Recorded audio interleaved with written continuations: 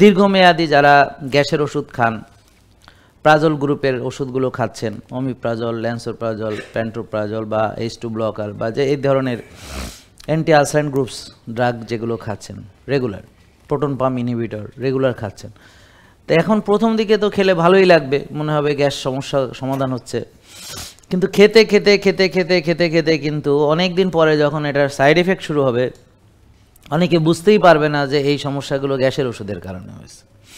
ঠিক যেমন এখন আপনারা যে রুগী হয়েছেন, এটা যে খাদ্য একটা মূল কারণ, সেটা কিন্তু আপনারা টের পান নাই। সহজ কিছু উদাহরণ দিচ্ছি, যেমন গ্রামের মানুষ আগে সরিষার তেল খেত, আমরা সয়াবিন তেল খাই।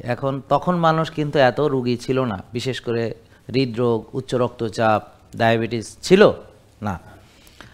বর্তমানে কেন এত রুগী? কারণ আমরা যা খাই সকাল থেকে রাত পর্যন্ত বেশিরভাগ হচ্ছে প্রসেসড, আল্ট্রা প্রসেসড খাবার।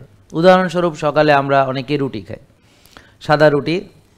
তো এই রুটির ভিতরে যে গমটা, জেনেটিক্যালি মডিফাইড গম, এখানে আছে গ্লুটেন, যেটা একটা গ্লু আঠার মতো, যার কারণে আটাটা খামি হয়। এবং এখানে খেলে পরে সাদা আটা তো তাড়াতাড়ি সুগারটা অ্যাবজর্পশন হয়ে আমার রক্তে ব্লাড স্ট্রিমে চলে আসে। অনেকেই ভাত না খেয়ে রুটি খায়, ডায়াবেটিস রোগীরা ভাবছে যে রুটি অনেক বেটার, কারণ ডাক্তাররা যা বলে তারা সেটাই বিশ্বাস করে, যেহেতু তাদের নিজেদের স্বাস্থ্যের কোনো নলেজ নাই, আর স্বাস্থ্যের নলেজটা সে আর্ন করবে এরকম কোনো জায়গাও নাই। কারণ আমরা বই, কিতাব, স্বাস্থ্য জ্ঞান সব ডাক্তারদের থেকে নিয়ে থাকি। পাঠ্যপুস্তকে যেগুলো ইনক্লুডেড হয় স্বাস্থ্য জ্ঞান, তাও ডাক্তারদের দেওয়া। অর্থাৎ মেডিকেল ইন্ডাস্ট্রি তারাই যেই তথ্যটা দেয় ওটাই অন্যরা সেটা শেয়ার করে, সেটা পাঠ্যপুস্তকে শেয়ার করে, সোশ্যাল মিডিয়াতে এসে তারা বলে, টিভি প্রোগ্রামগুলোতে বলে।